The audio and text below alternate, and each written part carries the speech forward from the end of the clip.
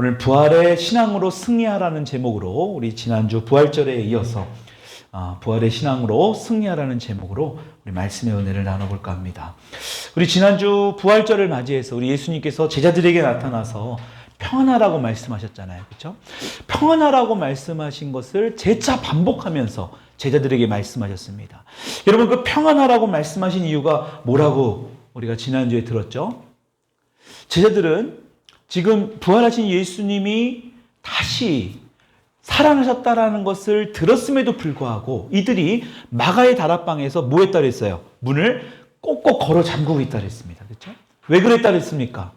그들 마음 가운데 있는 두려움과 불안과 염려와 근심과 걱정 때문에 그들의 문을 꼭꼭 걸어 잠그고 있었다라는 거예요. 근데 예수님께서 그 문을 어떻게 했어요? 강제적으로 열고 들어오신 게 아니라, 그렇죠? 문을 부활의 몸을 이끌고 통과하시고 나서 이들에게 뭐라고 말씀하셨어요? 평안하라라고 말씀하셨습니다.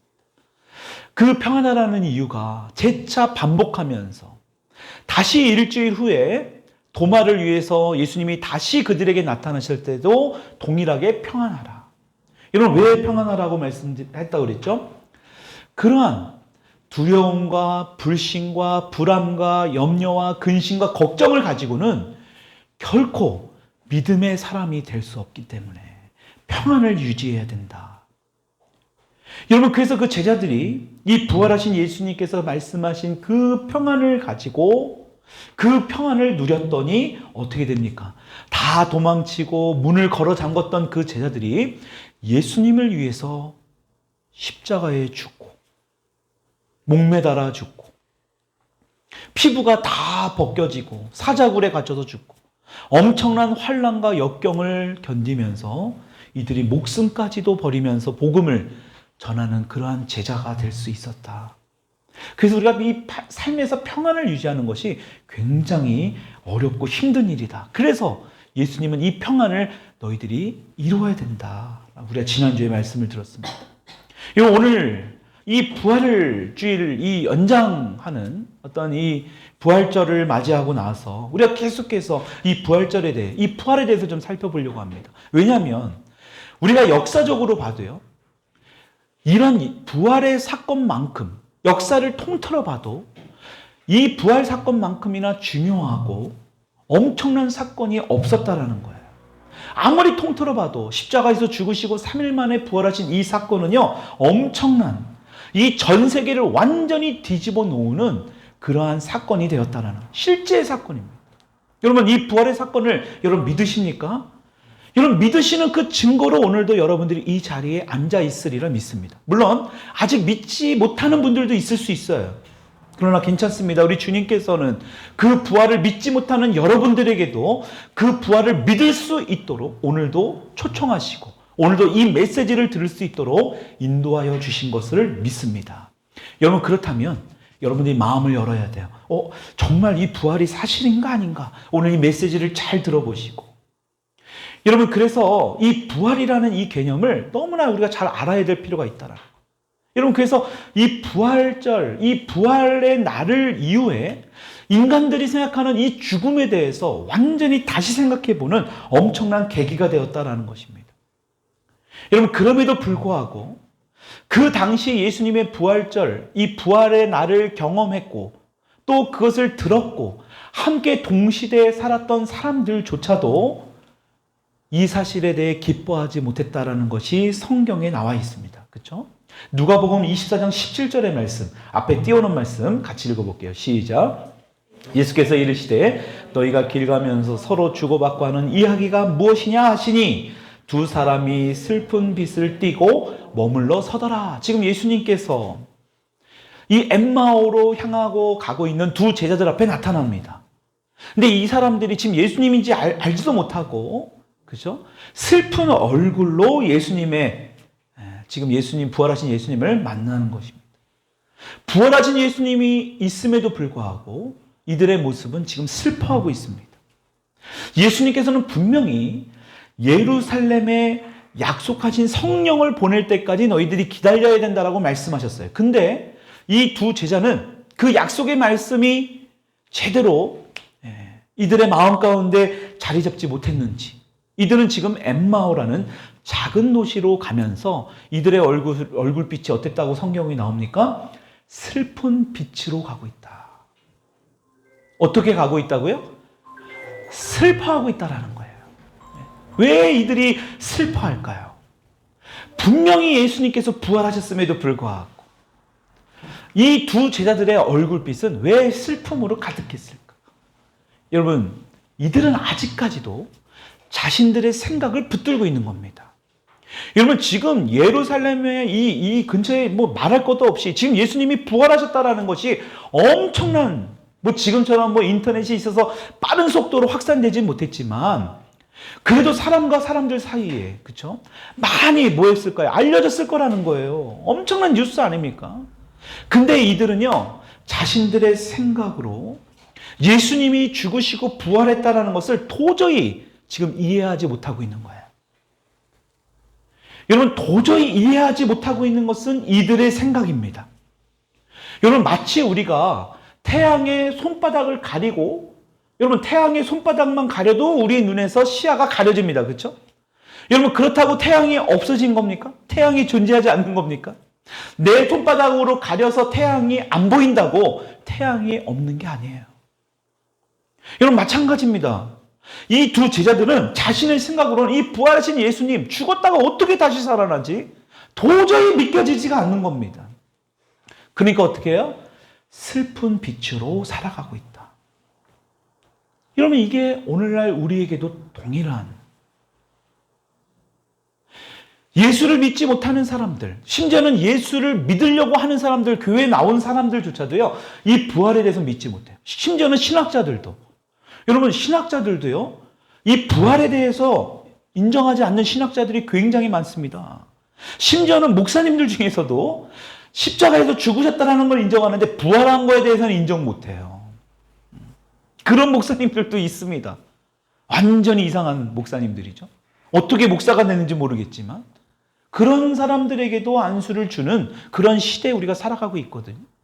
여러분, 그러니까 어떻게 해요? 슬픈 모습으로 살아가는 겁니다. 왜? 부활이 제대로, 그 부활의 의미가, 부활이 주는 의미가 뭔지 모르기 때문에 그렇다는 거. 여러분, 부활이라는 그 뜻이 뭐냐면요, 이 헬라어로 아나스타시스라는 단어입니다. 아나와 스타시스라는 단어가 이 합성한 거예요. 아나라는 말이 뭐냐면 위에라는 뜻이에요. 아나라는 말이. 그리고 스타시스라는 말이 존재라는 뜻입니다. 그러니까 위에 존재하는 것이 부활이에요. 하늘에 속한 사람, 다시 말하면 이 부활은 하늘에 속한 존재라는 뜻이라는 거예요. 여러분, 우리가 지난주에 부활절도 지키고 예수님의 부활을 믿는다고 하면서도 우리는 과연 하늘에 속한 존재처럼 살아가고 있느냐라는 거예요. 여러분, 오늘 이 제자들처럼 예루살렘에 있음에도 불구하고 지금 자신들이 살고 있는 그 작은 동네, 보잘것없는 동네, 여러분, 그곳에는 부활하신 예수님이 존재하지 않아요. 여러분, 그곳에서는 부활하신 영광이 임하지 않습니다. 예수님께서 그래서 분명히 뭐라고 말씀하셨습니까? 예루살렘에 있으라고 그랬던 거예요. 근데 이들은요, 여전히 자신의 생각으로 그 길로 향하고 있는 거예요. 다시 말하면 하나님의 뜻대로, 하늘의 사람으로, 하늘에 속한 존재로 살아가지 못하고 있다는 것입니다. 여러분, 이것이 부활의 의미를 알지 못하는 사람들이 살아가는 거예요. 그러니까 우리가 자꾸 하나님께서 계속 우리에게 큰 자가 될 수 있고, 자꾸 너희들이 이 땅에서 큰 일을 행할 수 있고, 하늘에 속한 자녀답게 당당하게 살아야 된다라고 이야기를 하면서도 우리는 그렇게 살지 못하는 이유가 뭐냐? 바로 이거예요. 부활의 의미를 알지 못하는 것. 그러니까 슬픈 빛을 띠고 우리가 살아가고 있다라는 것입니다. 우리의 자녀들은 어떤가요? 여러분, 우리 자녀들이 지금 최근이 아니라 많이 막 농담 삼아 하는 말, 이번 생에는 망해서 다음 생에 때나 잘해봐야 되겠다, 막. 여러분, 이런 소리를 왜 하냐라는 거예요.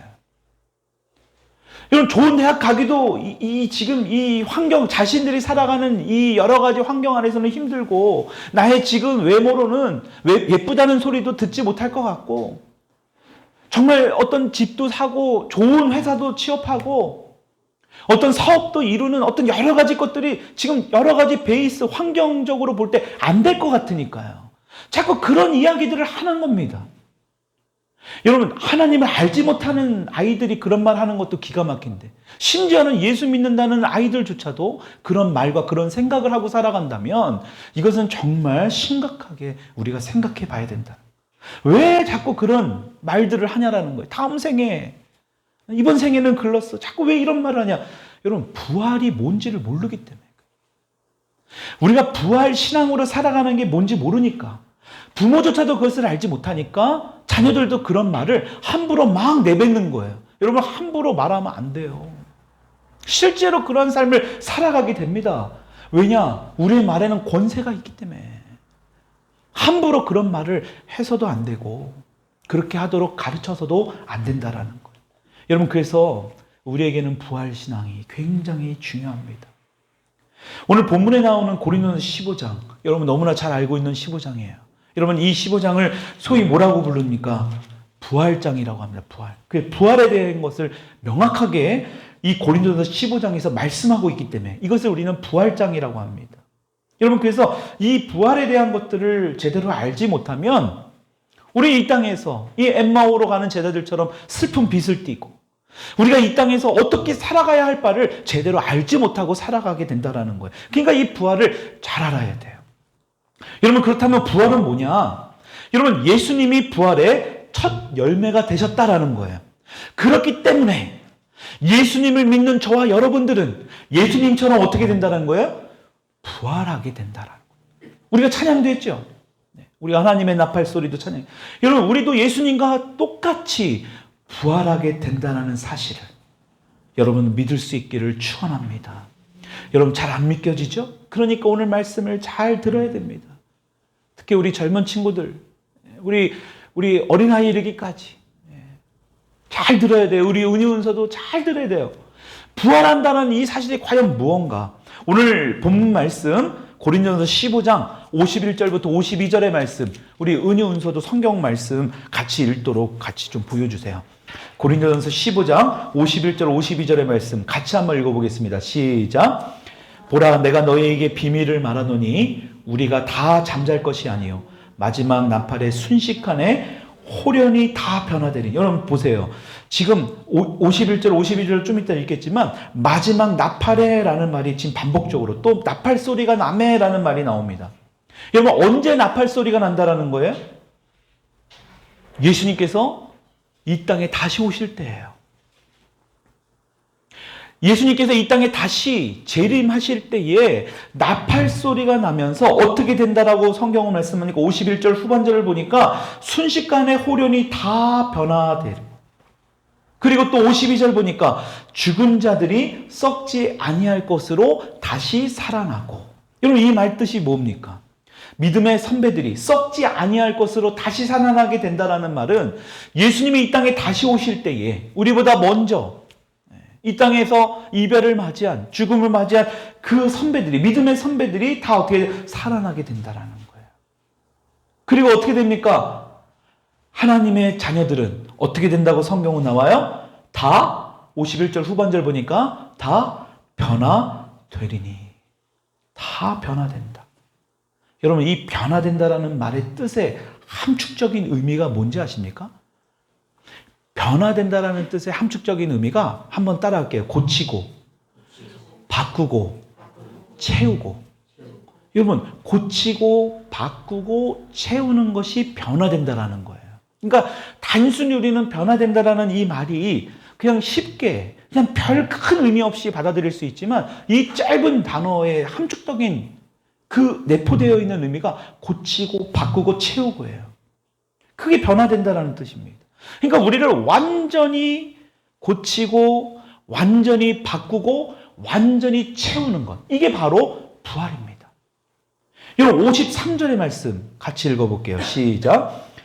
이 썩을 것이 반드시 썩지 아닐 것을 입겠고 이 죽을 것이 죽지 아니함을.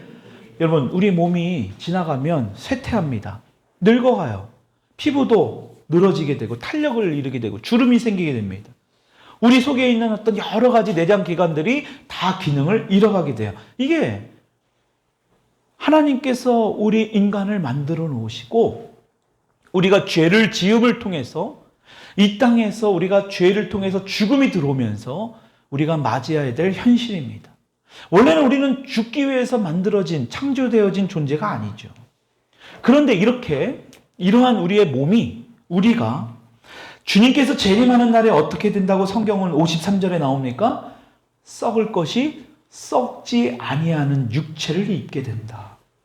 그리고 또 뭐라고 나와요? 죽을 것이 죽지 아니하는 이 육체를 입게 된다. 아니, 썩어야 될 우리 육체가 썩지 아니할 육체고, 죽어야 할 우리 육체가 죽지 아니할 육체를 입게 된다라는 거예요. 마치 누구처럼 그렇게 된다라는 거예요? 부활의 첫 열매가 되신 예수님처럼 그렇게 된다. 여러분, 이거 엄청난 사실 아닙니까? 여러분, 그래서 이 사실을 예수님께서요, 부활하셔서 이 땅에서 40일 동안이나 계시면서 자신의 이 부활한 육체를 사람들에게 보여주신 거예요. 우리의 몸과 지금 우리가 가지고 있는 이 몸과 완전히 달라요. 다르면서도 비슷한 부분이 있고, 비슷하면서도 완전히 다른 부분이 있었던 겁니다. 왜냐하면 그랬잖아요. 도마가 예수님의 손을 만졌잖아요. 옆구리도 찔러보고 다 만져봤어요. 손으로 이 감각이 있었던 겁니다. 그러면서도 어떻습니까? 예수님은 이 벽돌이나 이런 이 문을 그냥 통과하고 지나가셨어요. 그러니까 우리의 몸하고도 비슷하면서 지금 우리의 몸하고는 또 다른 몸이 바로 예수님의 부활의 몸이에요. 또 어떻게 하셨습니까? 예수님이 제자들과 함께 식사도 하셨다라는 거예요. 그러니까 우리랑 굉장히 비슷하면서도 또 다른 어떤 부활의 몸을 직접 보여주신 거예요. 그리고 나서 하늘로 올라가셨죠. 여러분, 이 육체의 모습이 바로 저와 여러분들이 앞으로 변화하게 될, 이러한 엄청난 변화를 경험하게 될 육체의 모습이라는 겁니다. 여러분, 이 육체만 새로워지겠습니까? 요한계시록에 보면 이렇게 변화되어지는 것을 말씀합니다. 요한계시록 21장 1절로 2절의 말씀, 앞에 띄워놓은 말씀을 읽어보겠습니다. 시작. 또 내가 새 하늘과 새 땅을 보니 처음 하늘과 처음 땅이 없어졌고 바다도 다시 있지 않더라. 또 내가 보매 거룩한 성 새 예루살렘이 하나님께로부터 하늘에서 내려오니 그 준비한 것이 신부가 남편을 위하여 단장한 것들아. 말씀 잘 보세요. 새 하늘과 새 땅. 새 하늘과 새 땅으로 변화된대요. 근데 그 새 하늘은 우리가 지금 눈으로 보고 있는 그 하늘이 아니다. 땅도 우리가 지금 밟고 있는 이러한 땅이 아니라는 거예요. 전혀 본 적도 없고 상상도 할 수 없는 새 하늘과 새 땅이 우리 가운데 열리게 된다. 언제 이런 일이 벌어진다고요? 예수님이 다시 오실 때, 재림하실 때. 여러분, 그렇다면 하나님께서는 왜 우리 믿는 자들을 이 부활하신 예수님의 몸처럼 만들어 주신가? 그냥 우리 지금의 몸처럼도 되는데 왜 예수님의 부활한 몸처럼, 그래서 예수님의 첫 열매를 우리 가운데 먼저 보여주셨을까라는 거예요. 여러분, 그것은 바로 이 새하늘과 새 땅에서 주님과 함께 우리가 영원토록 함께 지내야 돼요. 근데 그 모습이 가장 적합한 모습이기 때문에, 그게 완전한 모습이기 때문에 그 모습으로 영원토록 우리 주님 앞에 예배하고 그렇게 살아갈 수 있도록 그런 부활의 영광의 몸으로 변화시켜 주신다. 여러분, 굉장하지 않습니까? 우리가 한 번도 경험해보지 못한 그러한 몸으로 변화된다라는 것. 여러분, 이것이 얼마나 감사하고 얼마나 놀라운 일입니까? 여러분, 예수 믿지 않는 자들, 예수를 거부하는 자들은 경험하지 못하는 일이에요. 저와 여러분들이 앞으로 이런 일을 경험하게 됐다라는 거예요. 여러분, 얼마나 감사합니까? 여러분, 그렇기 때문에 우리가 이렇게 완전한 어떤 이 부활의 몸으로, 예수님이 부활하신 그 몸으로 부활하게 되는데, 부활하기 전까지는 그렇다면 우리가 이 땅에서 어떻게 살아야 되는가? 여러분, 이것이 더 중요하잖아요. 우리가 이제는 부활하실 예수님이 이 땅에 다시 오실 때, 물론 이 중에서 살아있다가 예수님을 만날 수 있겠죠. 그 부활하신 몸으로 이 땅에 오시는 그 예수님을 감격적으로 만나는 사람들이 있을 겁니다. 여러분, 또 죽어서 또 예수님, 부활하신 예수님, 오늘 이 고린도전서에 나오는 그러한 모습으로 만나는 분도 있을 거예요. 중요한 것은 우리가 이 땅에 살아갈 때 어떻게 살아가야 되는가. 여러분, 오늘 본문 말씀 55절, 56절의 말씀을 같이 읽어보겠습니다. 시작. 사망아, 너의 승리가 어디 있느냐? 사망아, 내가 쏘는 것이 어디 있느냐? 사망이 쏘는 것은 죄요, 죄의 권능은 율법이라. 여러분 잘 보세요. 우리 인간의 가장 큰 두려움은 다 어떤 것도 아니에요. 여러분들이 어떤 돈이 없는 것에 대한 두려움이 클까요? 여러분, 그것은 아주 극소수, 아주 일부에 불과한 겁니다. 여러분, 인간의 가장 큰 두려움은 자녀에 대한 두려움도 아니고요, 어떤 미래에 대한 두려움도 아니고요, 내가 지금 잘 살 수 있을까, 못 살 수 있을까, 이게 중요한 게 아니라 가장 큰 두려움은 뭐냐? 바로 죽음이에요. 사망입니다. 여러분 인정하세요? 여러분, 죽음 앞에서 정말 떳떳하고 죽음을 두려워하지 않을 사람이 그 누가 있느냐라는 거예요. 여러분, 그래서 공산당들이나 이 독재자들이, 지금 이 아랍 국가에 있는 독재자들이 가장 많이 사용하는 게 바로 이게 공포정치죠. 이런 공포정치가 뭡니까? 사람들이 많은 곳에서, 대중 있는 곳에서 사람들을 공개 처형하는 겁니다. 얼마 떨어지지 않은 북한에서도 자기 고모부를 막 폭탄으로, 그렇죠? 그냥 터트려서 그냥 분해시켜 버리잖아요. 사람 취급은 안 하는 겁니다. 왜 많은 사람들 앞에서 그런 모습을 보여줄까요? 이런 죽음이 사람들이 두려워하고 있다는 걸 이들은 너무나 잘 아는 거예요. 그런 사람의 심리를 잘 이용하는 겁니다.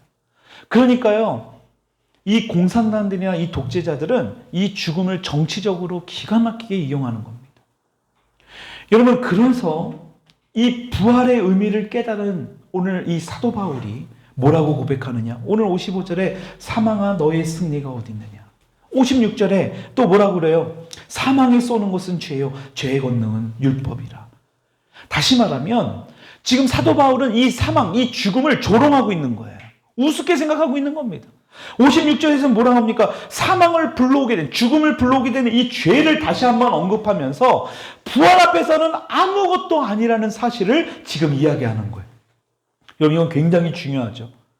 아담과 하와의 죄로 시작한 이 죽음, 이 죄와 죽음을 가져오게 된 그 모든 것들이 예수님께서 십자가에 죽으시고 부활하심으로 모든 것이 끝났다는 사실을 지금 선포하고 있는 거예요. 여러분, 그래서 예수 믿는 사람들은 이 죄도 두려워할 이유가 하나도 없다라는 거예요. 죄를 짓고 나서 가장 힘든 게 뭡니까? 여러분들의 마음을 엄습하고, 다시 말하면 뭐예요? 죄책감이에요. 하나님은 죄를 회개하고 고백하면 모든 것들을 다 하나도 없게 하신다고 했는데 하나님이 진짜 용서해 주실까? 자꾸 우리의 생각으로 해요. 엠마오로 돌아가는 제자들처럼 자꾸 자신들의 생각으로 하나님이 진짜 용서해 주실까라는 그런 죄책감으로요, 뭐합니까? 죄의 눌림을 받게 돼요. 굉장히 힘들어합니다. 여러분, 이게 죄책감이 결과적으로는 나중에 뭘 갖고 옵니까? 우울증을 가져오죠. 여러분, 결코 그럴 필요가 없다라는 것입니다. 여러분, 그렇다고 우리가 죄를 지으라는 게 아니죠. 오히려 죄를 지음을 통해서 죄의 통로를 열면 안 됩니다. 중요한 건 뭐냐? 죄의 통로를 열었다면 이제는 그것을 닫아야 돼요. 어떻게 닫을 수 있습니까? 오직 예수님이 나의 죄를 위에 십자가에서 주시고 부활하셨다는 사실을 내가 인격적으로 믿고 받아들일 때 여러분들과 저의 모든 죄는 다 끝났다라는 거예요. 여러분, 그것을 깨달은 사도 바울이요, 이것을 고백한 거예요. 사망아, 너의 승리가 어디 있느냐? 조롱하고 있는 겁니다. 여러분, 이 진리를 깨달으면요, 우리는 계속해서 반복해서 죄를 지을 수 없어요. 우리가 자꾸 똑같은 죄에 대해서 무너지는 이유 중에 하나가 바로 이것입니다. 이 진리를, 이 사실을 제대로 알지 못하는 거예요. 하나님께서 죄를 용서해 줬다는 그 사실을 제대로 인격적으로 받아들이지 못하니까요, 하나님이 내 죄를 용서해 주시지 않으셨을 거야 라는 그런 생각으로, 그런 불신으로 자꾸 그 죄 안에 있는 거예요. 여러분, 절대 아닙니다. 내가 여러분들을 용서해 주는 것도 아니고요, 하나님이 분명하게 말씀하셨어요. 하나님은 미쁘신 분이라. 우리가 고백하고 우리가 인정하는 그 즉시 우리의 모든 죄를 다 용서해 주셨다는 사실을 여러분 믿을 수 있기를 축원합니다. 여러분, 사도 바울은 이것을 확신한 겁니다. 그러니까 어때요? 자유함을 얻은 거예요. 자꾸 왜 우리의 마음이 무겁고 어둡습니까? 우리의 죄가 자꾸 생각나니까 그러는 거예요.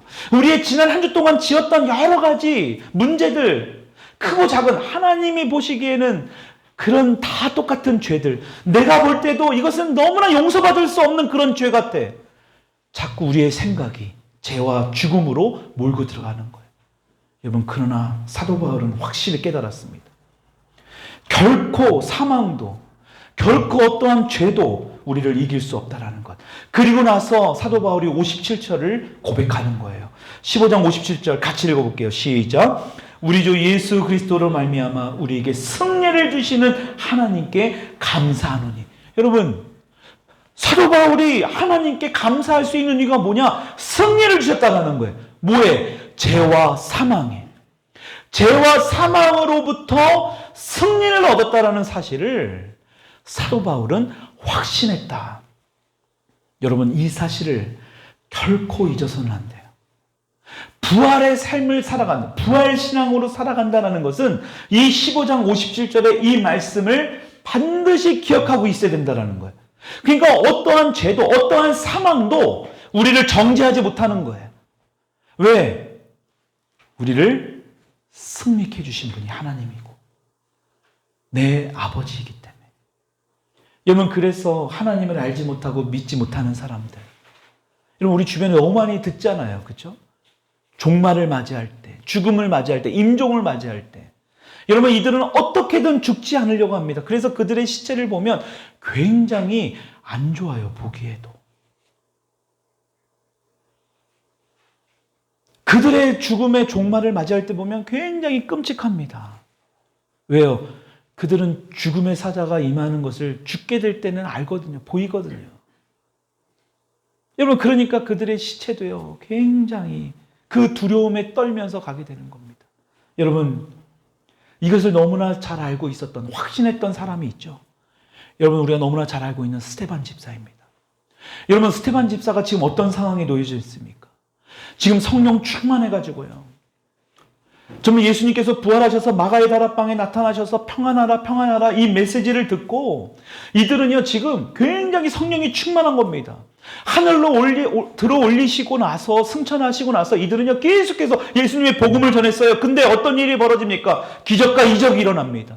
죽은 자가 살아나고 병든 자가 병이 고쳐지는 엄청난 사건을 지금 경험해요. 그래서 이 사람들이, 이들이 자꾸 행하는 그런 기적 같은 일들을 행하지 못하게 하려고요, 지금 스데반 집사들을 사람들이 매수해요. 그래서 거짓 증거를 하게 합니다. 그래서 재판을 하게 해요. 그래서 지금 잘못 말하면, 이들이 원하는 대로 행하지 않으면 스데반 집사는 죽는 겁니다. 그 상황 가운데 스데반 집사가 어떤 모습에 있는지 성경은 이렇게 말씀해요. 사도행전 6장 15절입니다. 같이 한번 읽어보겠습니다. 시작. 앉은 사람들이 다 스데반을 주목하여 보니 그의 얼굴이 천사의 얼굴과 같더라. 여러분, 지금 스데반 집사는 죽음 앞에 놓여져 있습니다.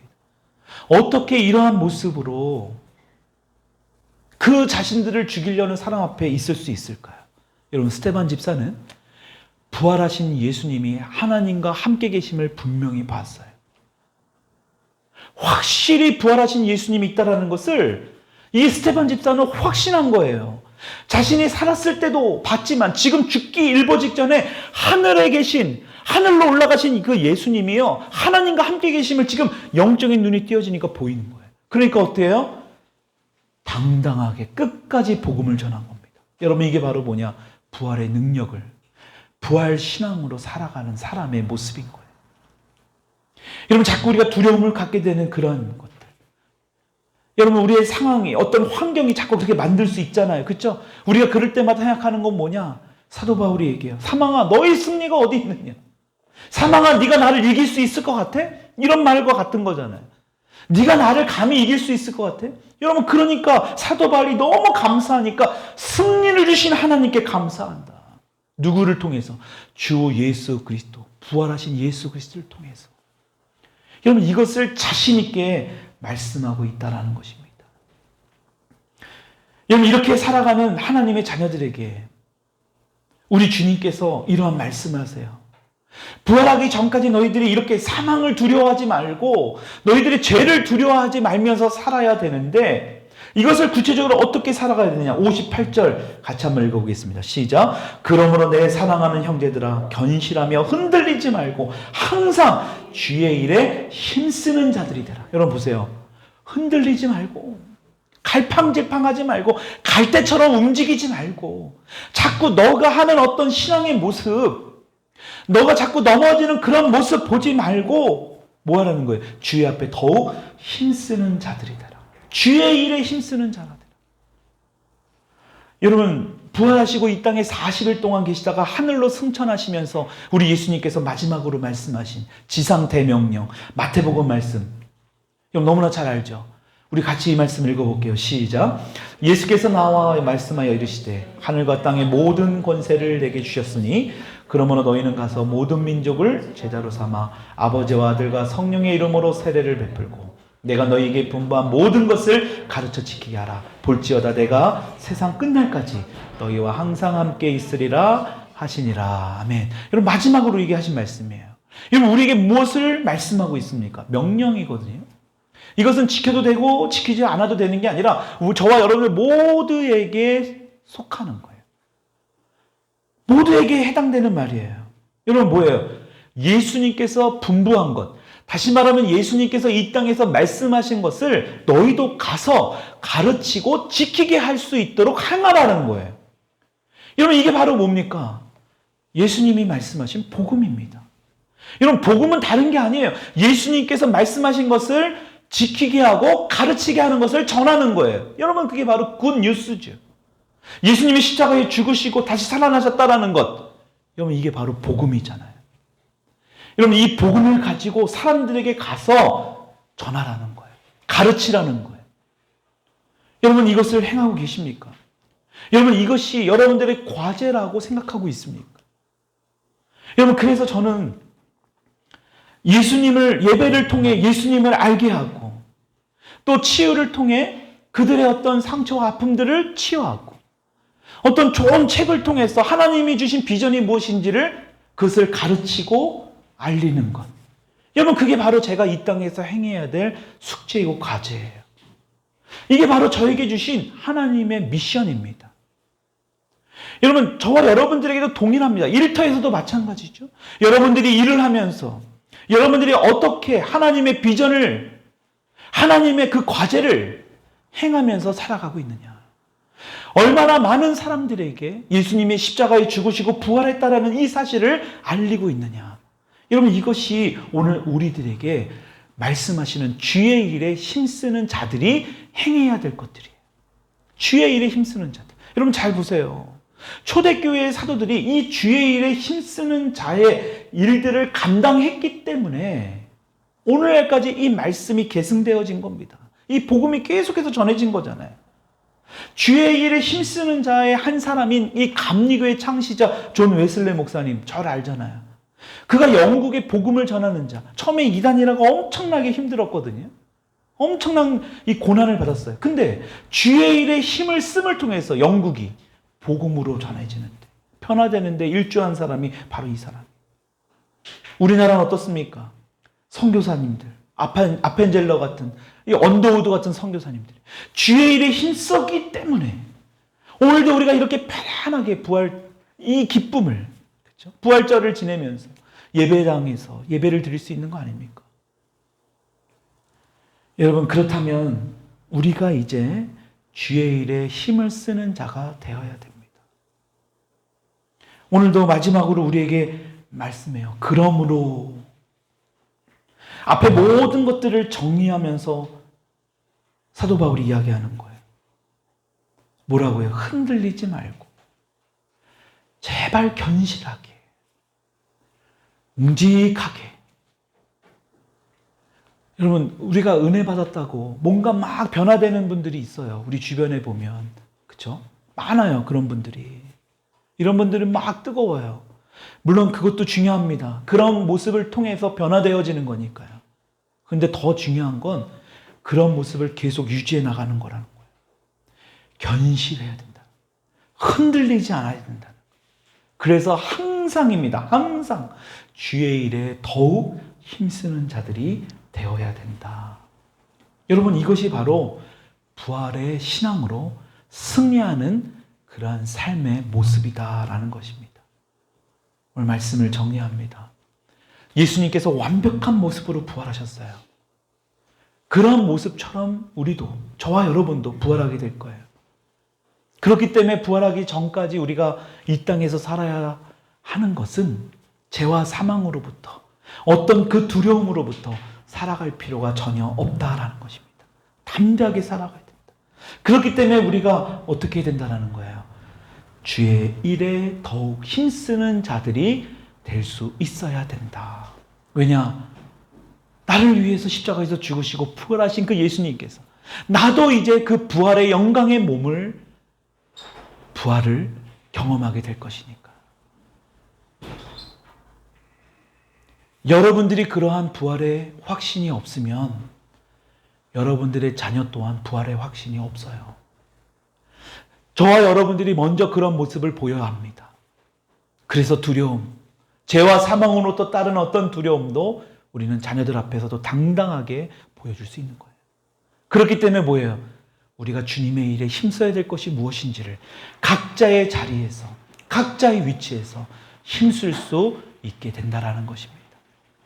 오늘 이 말씀을 통해서 부활절, 그냥 단순한 어떤 이벤트성의 날짜가 아니라 여러분, 이것을 항상 기억할 수 있기를 주님의 이름으로 축원드립니다. 우리 같이 이 시간 기도합니다.